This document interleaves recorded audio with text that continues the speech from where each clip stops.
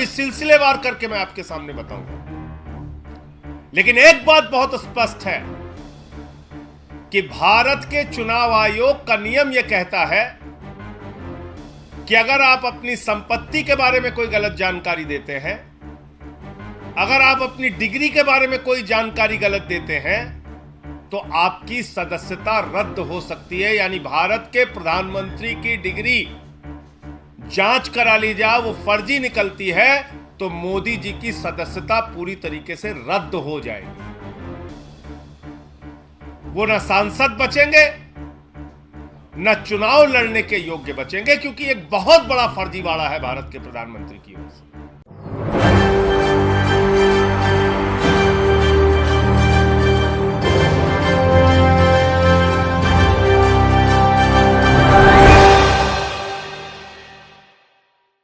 आखिर क्या है मोदी जी की डिग्री का सच? क्या सच में अमित शाह ने जो डिग्री दिखाई है वो सच्ची है, या फिर जो आम आदमी पार्टी के नेता बार बार अपनी डिग्री को दिखा रहे हैं कि वो सच है? क्योंकि संजय सिंह ने अपनी डिग्री दिखाई, उसमें बता दिया गया कि जो देश के प्रधानमंत्री की डिग्री है वो डिग्री ये है, और जो अमित शाह डिग्री दिखा रहे हैं वो डिग्री अलग है। नमस्कार, आपके साथ मैं हूं ऋतिक सविता। स्वागत है आपका SPN 9 न्यूज में।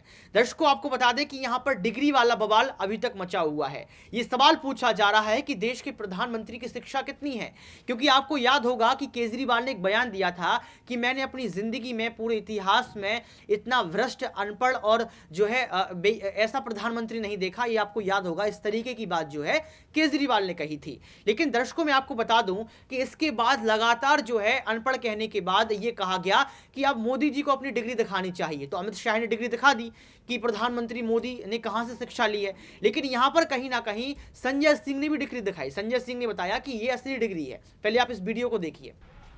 प्रधानमंत्री की डिग्री का मामला जब से सामने आया है, पूरी की पूरी भारतीय जनता पार्टी बौखला गई है।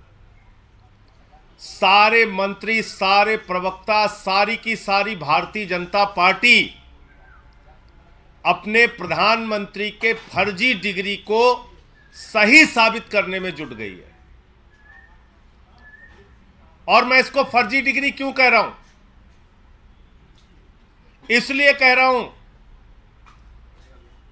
कि प्रधानमंत्री जी ने जो डिग्री सार्वजनिक की है, प्रधानमंत्री जी की जो डिग्री गृह मंत्री अमित शाह जी के द्वारा प्रेस कॉन्फ्रेंस में दिखाई गई है,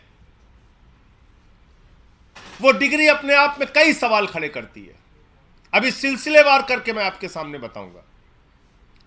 लेकिन एक बात बहुत स्पष्ट है कि भारत के चुनाव आयोग का नियम यह कहता है कि अगर आप अपनी संपत्ति के बारे में कोई गलत जानकारी देते हैं, अगर आप अपनी डिग्री के बारे में कोई जानकारी गलत देते हैं, तो आपकी सदस्यता रद्द हो सकती है। यानी भारत के प्रधानमंत्री की डिग्री जांच करा ली जाए, वो फर्जी निकलती है, तो मोदी जी की सदस्यता पूरी तरीके से रद्द हो जाएगी। वो न सांसद बचेंगे, न चुनाव लड़ने के योग्य बचेंगे, क्योंकि एक बहुत बड़ा फर्जीवाड़ा है भारत के प्रधानमंत्री की ओर से। तो इसलिए अब मैं आपको सिलसिलेवार करके बताऊंगा कि इनकी डिग्री फर्जी कैसे। नंबर 1, ये वो डिग्री है जो गृह मंत्री अमित शाह ने प्रेस कॉन्फ्रेंस करके दिखाई थी और कहा था कि प्रधानमंत्री की मास्टर डिग्री ये है। गुजरात विश्वविद्यालय से उन्होंने मास्टर ऑफ आर्ट्स किया है। अब इस डिग्री में देखिए आप, नकल के लिए भी अकल चाहिए होती है, लेकिन इस नकल में अकल का इस्तेमाल नहीं किया गया। यहां पर यूनिवर्सिटी लिखा हुआ है और यूनिवर्सिटी की स्पेलिंग में विक्ट्री का वी जो आता है उसके इस्तेमाल की जगह बैट का भी इस्तेमाल किया गया है। यह हो गया यूनिवर्सिटी। तो हमारे मोदी जी यूनिवर्सिटी से पढ़ाई किए हुए हैं और इसी सर्टिफिकेट में एक जगह और यूनिवर्सिटी लिखा हुआ है नीचे, उसकी अंग्रेजी ठीक लिखी हुई है। यहां बी आ गया, यहां पे विक्ट्री का वी आ गया। ये देखिए आप, इसी सर्टिफिकेट की बात कर रहा हूं जो गृह मंत्री जी ने दिखाई। दूसरा, मास्टर ऑफ आर्ट्स जिस फॉन्ट के अंदर लिखा गया है, जिस फॉन्ट में यानी कि जिस लिपि शैली में मास्टर ऑफ आर्ट्स लिखा गया है, इस लिपि शैली की शुरुआत 1992 में हुई है। यह फॉन्ट, यह लिपि शैली, मास्टर ऑफ आर्ट्स जिसमें लिखा गया है, यह लिपि शैली आई है, यह फॉन्ट आया है 1992 में। और प्रधानमंत्री जी का क्या दावा है कि उन्होंने 1983 में ही एमए पास कर लिया था। यह है दूसरा सवाल। अब तीसरा सवाल और सबसे बड़ा सवाल यह है प्रधानमंत्री जी का। मैं स्कूली शिक्षा गांव में किया, और जैसा मैडम बता रही थी ना कि अपनी शिक्षा के कारण आदमी आगे नहीं बढ़ता, तो मेरी शिक्षा ही नहीं हुई। तो ये प्रधानमंत्री जी का वक्तव्य है, मेरा नहीं, माफ कीजिएगा। यह किसका वक्तव्य है? भारत के प्रधानमंत्री आदरणीय नरेंद्र मोदी जी का वक्तव्य है, मुख्यमंत्री गुजरात बनने के बाद। आज मेरा सिर्फ एक सवाल है मीडिया के माध्यम से, और भारतीय जनता पार्टी के किसी भी नेता में अगर साहस और हिम्मत है तो जाकर प्रधानमंत्री जी से इस सवाल का जवाब पूछ के बता दीजिए। सवाल क्या है?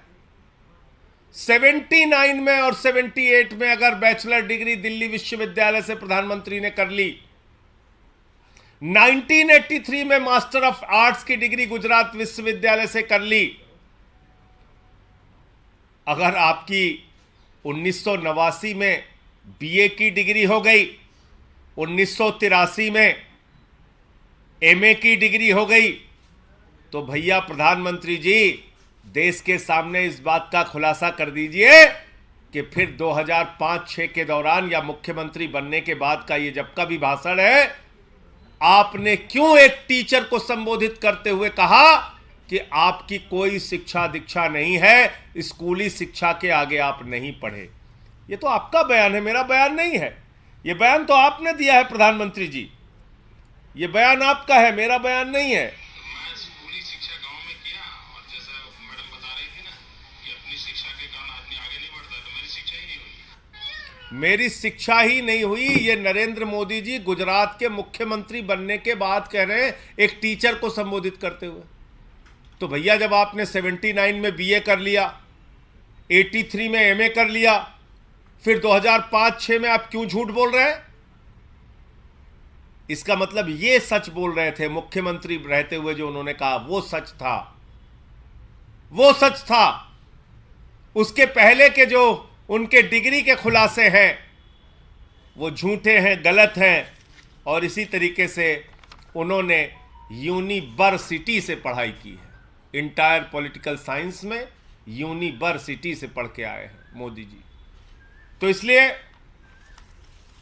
गुजरात हाई कोर्ट का जो फैसला आया वो अपने आप में बड़ा ही चौंकाने वाला है, हास्यास्पद है कि सीआईसी ने ऑर्डर दिया था डिग्री दिखाने के लिए, गुजरात का विश्वविद्यालय गया हाई कोर्ट में कि डिग्री ना दिखाई जाए, और गुजरात के हाई कोर्ट ने जुर्माना कर दिया अरविंद केजरीवाल जी के ऊपर, जिसका कोई लेना देना नहीं, वो गए भी नहीं अपील में। तो इसका मतलब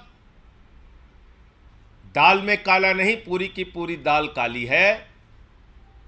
और नकल के लिए भी अकल चाहिए, उस अकल का भी इस्तेमाल यह डिग्री दिखाते समय नहीं किया गया है।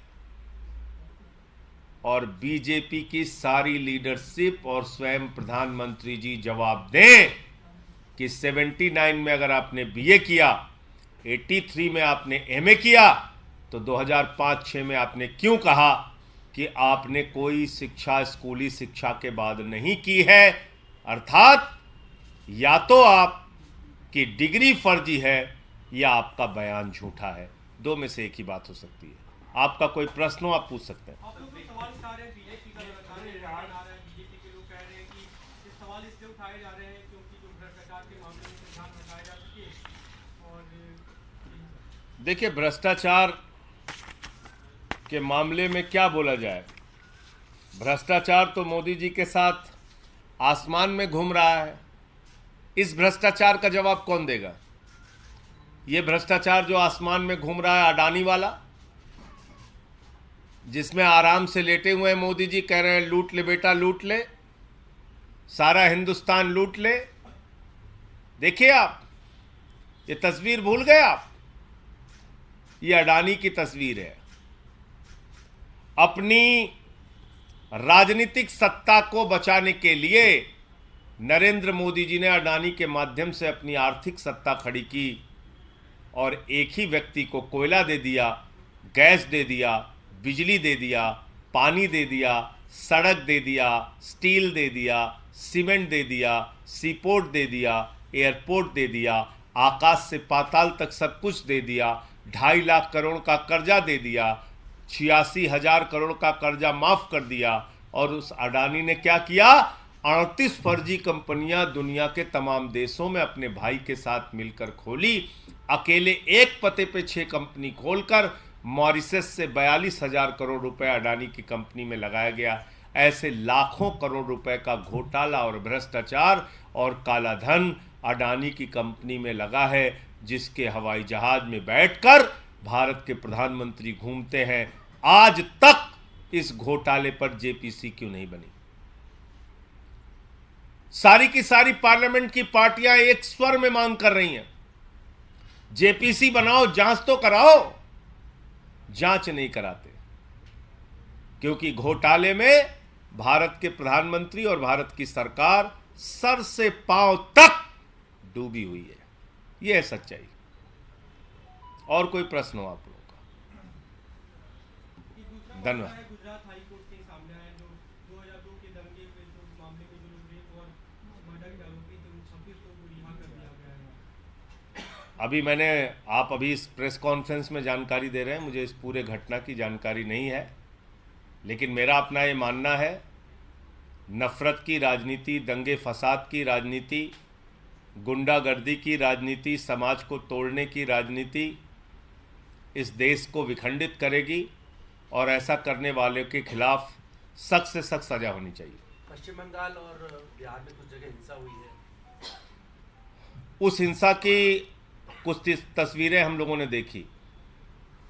पहली बात तो भगवान श्री राम की मर्यादा के विपरीत, उनका जो जीवन चरित्र था उसके विपरीत जाकर अगर हम रामनवमी के जुलूस में राष्ट्रपिता महात्मा गांधी के हत्यारे गोडसे की फोटो लेके घूमेंगे तो फिर ये बहुत बड़ा सवाल है हमारी व्यवस्था के ऊपर कि आखिर राष्ट्रपिता महात्मा गांधी के हत्यारे की तस्वीर का, गोडसे की तस्वीर का रामनवमी के जुलूस से क्या लेना देना है? क्या प्रभु श्री राम ने यही हमें सिखाया है? यही उनकी मर्यादा, यही उनका आदर्श है? रामचरितमानस से हमें यही शिक्षा मिलती है जो रामचरितमानस कहता है सब नर करहि परस्पर प्रीति, यानी कि सारे लोग आपस में प्रेम भाव से रहें। तो हम किस ओर बढ़ रहे हैं? क्या संदेश देना चाहते हैं? हिंसा करने वाले हिंदू धर्म के हों या मुसलमान धर्म के, किसी भी धर्म के व्यक्ति हों, किसी भी राज्य की हिंसा हो, उसके खिलाफ सख्त से सख्त कार्रवाई होनी चाहिए। और अभी तो सुप्रीम कोर्ट तक ने कह दिया, नफरत फैलाने वालों के खिलाफ जो लोग कार्रवाई नहीं करते, नफरत की भाषा बोलने वालों के खिलाफ जो कार्रवाई नहीं करती, वो सरकारें नपुंसक सरकार है। ये तो सुप्रीम कोर्ट की टिप्पणी आ गई है। अब तो मोदी जी को और बीजेपी वालों को शर्म करनी चाहिए। नफरत की बुनियाद पे देश आगे नहीं बढ़ेगा, मोहब्बत की बुनियाद पे आगे बढ़ेगा।